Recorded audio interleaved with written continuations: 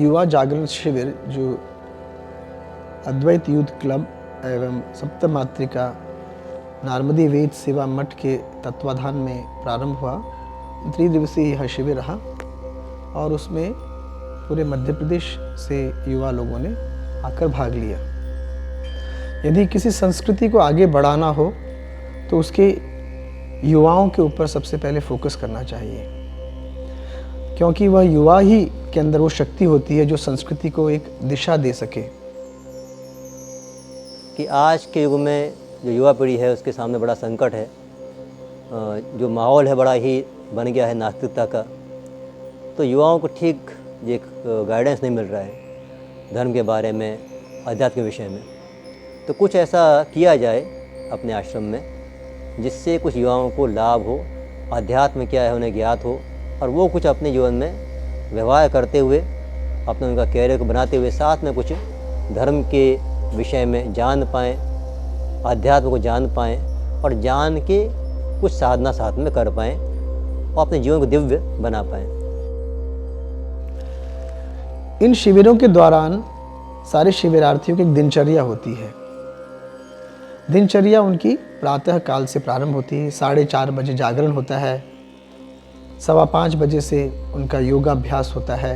योग के अंतर्गत उन्हें प्राणायाम और सूर्य नमस्कार और कुछ मंत्रों की चैंटिंग कराई जाती है। उसके पश्चात उन्हें नर्मदा जी के तीर पर, तट पर जा कर के माँ नर्मदा का जो एक वात्सल्यमय एक सन्निधि है उसको अनुभव करवाने का प्रयास और वहाँ बैठा करके उनको मेडिटेशन कराया जाता है।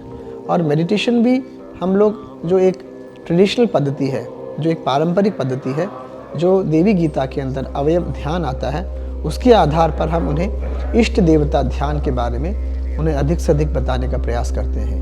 क्योंकि जिस तरह से वे इष्ट देवता को अपना सकते हैं और किस तरह से वो उस इष्ट देवता के अपनाने के साथ साथ अपने जीवन को आगे ले जा सकते हैं, ऐसा एक समन्वय बिठाने का प्रयास करते हैं। घर में भी मुझे बोला जाता था पूजा करने के लिए, मंदिर जाने के लिए, लेकिन मेरा कभी ये विश्वास नहीं रहा कि आप मंदिर जाके पूजा करो तभी पूजा होती है, या फिर भगवान को टीको पूजो तभी वो पूजा होती है। तो मुझे ये सब आडंबर लगता था। मुझे पूजा बस ये लगती थी कि बस मन में भगवान को भजते रहो, उनके प्रति भक्ति रखो तो वो आपकी पूजा है। लेकिन यहाँ आने के बाद जैसा कि स्वामी जी ने बताया कि जो हम जब किसी से प्रेम करते हैं तो उसका जो दूसरा चरण है वो है त्याग। जब हम उसके प्रति त्याग दिखाते हैं तभी सामने वाले को ये समझ में आता है कि आप उसके प्रति प्रेम रखते हो और तभी उसको इस बात की अनुभूति होती है।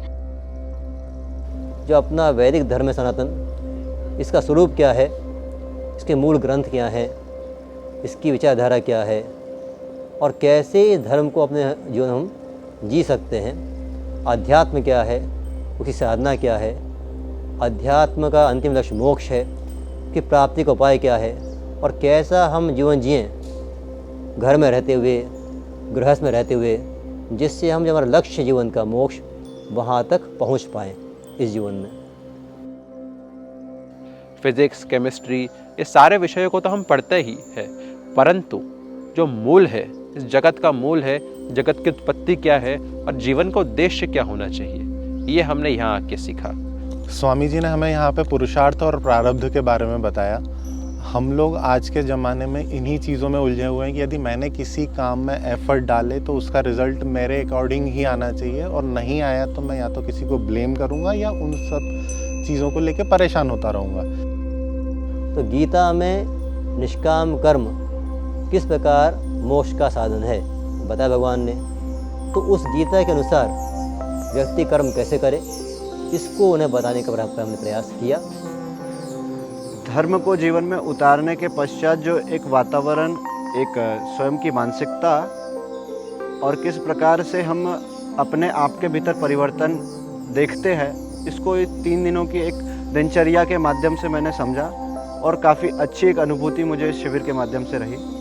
अनुशासन में ही जीवन का सबसे ज़्यादा सुख प्राप्त होता है, वह भी हमें स्वामी जी से पता चला।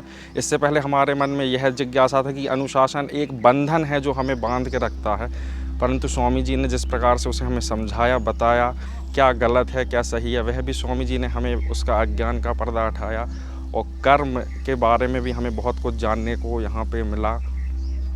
मैं यहाँ पर एक प्रश्न लेकर आई थी कि हमारे जो जीवन में सुख है वो क्या सिर्फ हमें संसारिक बातों में मिलता है या सुख क्या है। तो स्वामी जी से उत्तर की प्राप्ति में मुझे यह पता चला कि जो सुख है वह हम ढूंढते हैं संसारिक चीज़ों में, परंतु यहाँ आकर मैंने जाना कि शांति बाहर नहीं, शांति हमारे अंदर है। और यहाँ पर आकर मेरे जीवन में कई बदलाव आए हैं। इस दृष्टि से युवा जागरण शिविरों का आयोजन किया जा रहा है। यह चौथा शिविर था जो माँ नर्मदा जी के तट पर सप्त मातृका मातृशक्ति के सानिध्य में यह संपन्न हुआ।